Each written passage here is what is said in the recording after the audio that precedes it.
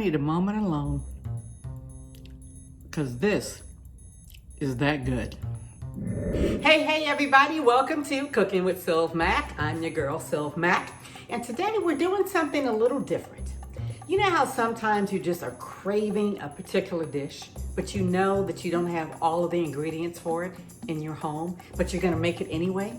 Well, that's what I was feeling like today. I wanted some gumbo. So this is going to be like an improvisational, not your grandmother's gumbo type thing, because I literally went into my freezer, went into my refrigerator to see what the hell I had and decided I'm gonna make some type of impromptu gumbo. So for you in like purists, do not judge me, okay? This is just something I'm creating, and the purpose of this is to say you too can just look at stuff in your refrigerator, your freezer, come up with a concoction, and you don't have to necessarily have every single ingredient to make some decent tasting gumbo, okay? So, you know what we gotta do.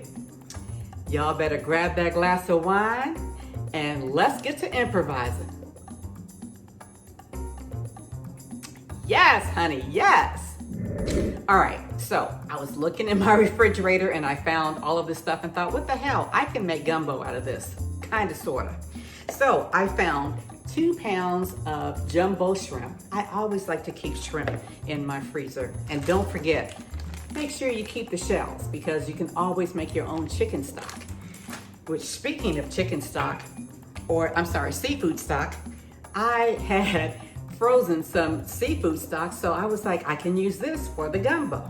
I also found in my freezer about 1 pound of clams. You can't have gumbo without okra, so I found some okra in there.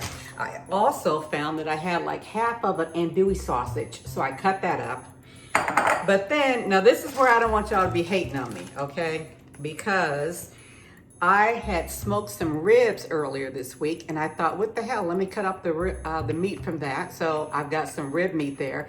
And then I also had some, what are those called? Another form of smoked sausage that I had. So I thought, what the hell? I'm gonna add that too. Now, really don't cuss me out on this one, okay? Because I've got onions, I've got celery, and I know I don't have the Holy Trinity, but I do have a jalapeno. And since I live in Arizona, I think this is an excuse, and this is acceptable.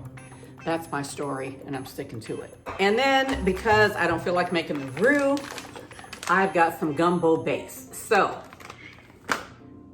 all of this stuff, I'm ready to go. I'm telling y'all, sometimes you don't have to have every single ingredient, but I am experimenting, so we're gonna see how all of that tastes. So, y'all ready? Let's go on over to the stove and get to cooking. So, I'm gonna go in and put my fresh seafood stock in there. Then I'm also going to add in the gumbo base. Can I make my own roux? Of course I can. I just don't feel like it today because I was craving this gumbo and I didn't like playing it out. So I'm doing a little improvisational gumbo. So that's why I'm sort of cheating. But I'm telling you, this is really good stuff. Either you get the Louisiana or get the Zatarain. Oh, both of them really make a good roux. And it's a nice shortcut sometimes if you don't feel like standing over the stove and making that roux for like 30 or 40 minutes, because that's about how long it takes to get that really dark roux that you want for gumbo. Okay, so now I've got the roux cooking in the background here, and now I'm gonna go on and fry up a little of the sausage. So I've got my cast iron skillet, and I put a little bit of olive oil in there. I'm gonna go on and cook that. And then you have to still do the process that my mother taught me, which is then you put the meat into the roux. You're gonna pour off the oil.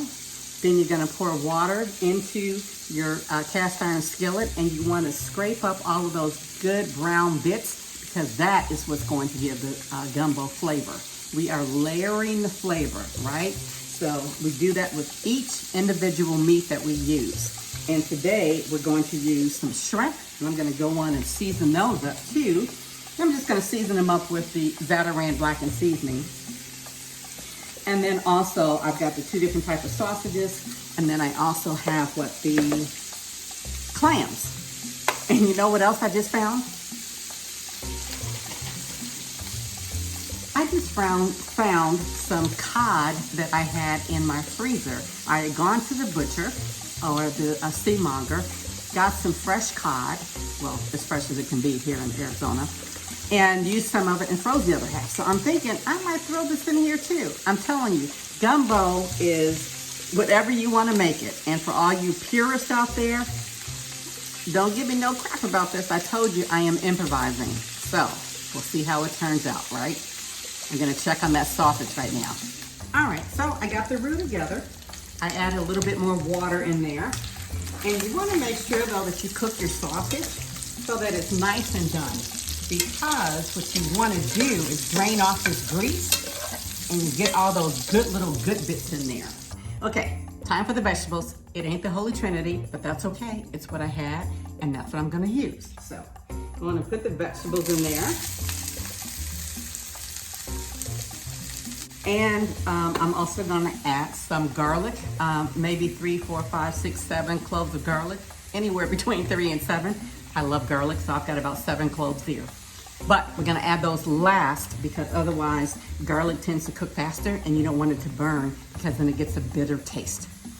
Okay, so like I said, I found this cod fish, so I'm thinking I'm gonna go on and cook this up too. So I just seasoned it with a little slap your mama.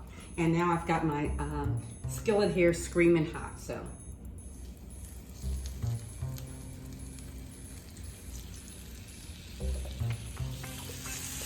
I'm just gonna sort of cook that a little bit and then chop it up and throw it into the gumbo. Okay, by no means is this something that belongs in gumbo. But then again, I'm like, gumbo can be what you make it. I made some ribs before, and actually these were jerk ribs, and I thought, why not cut off the meat and add it to the gumbo? So I'm gonna saute it a little bit. I found a little bit more Earl Campbell's smoked sausage, so I thought, what the hell, I'm gonna add that too.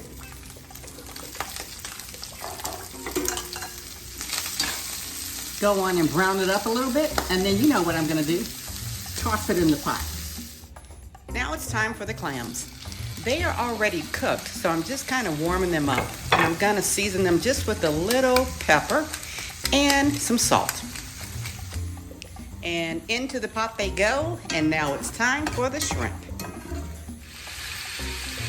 You don't want the shrimp to be all the way done. Just kind of want to give it a head start because it's going to cook some more once you put it into the gumbo.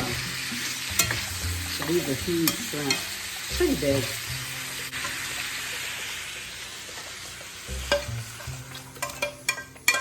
I also added a little better than bouillon chicken stock. I love this stuff, and I put that in there with about maybe 3 cups, maybe 2 more cups of water. And then we got the brown bits off, add that. Finally, my mother said it ain't gumbo unless you got okra. So I've got, I don't know, this is what I found in my freezer. I think I've got about maybe a cup of okra. And the okra is going to also act as a thickener. So I'm not a big fan of okra, but you have to have okra if you're gonna make gumbo. Again, it acts as a thickener and it's just traditional.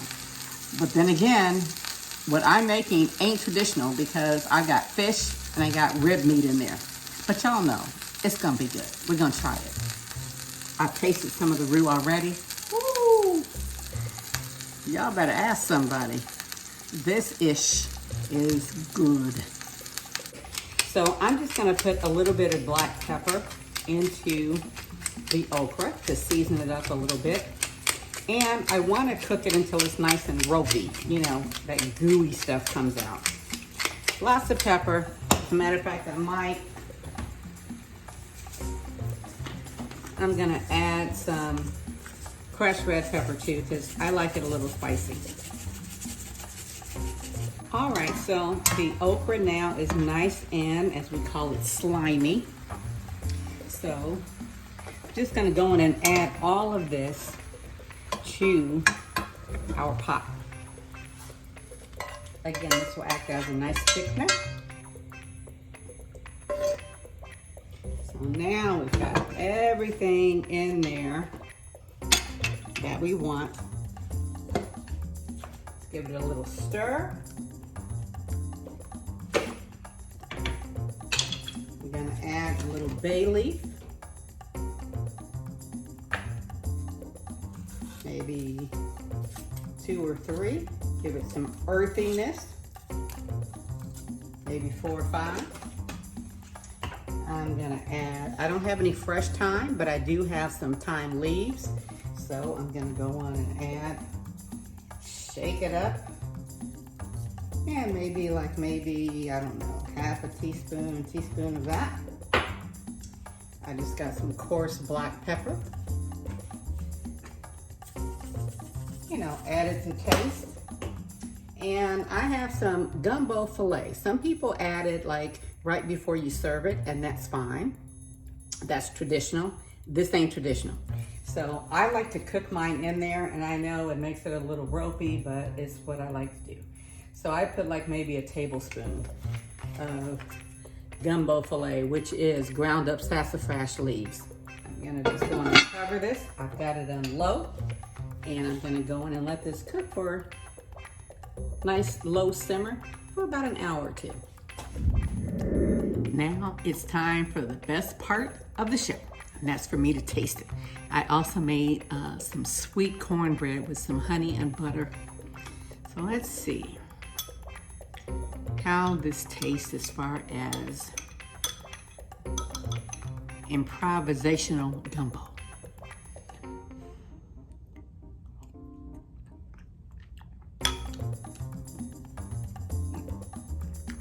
Do a little cornbread.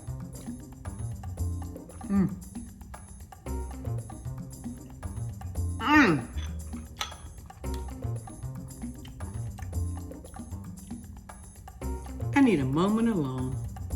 Y'all better recognize, man, this is some good gumbo, or whatever it's called, because I know it's not traditional gumbo, but baby, sometimes when you have that hankering for some gumbo and this is all you got in your house, sometimes you gotta do what you gotta do.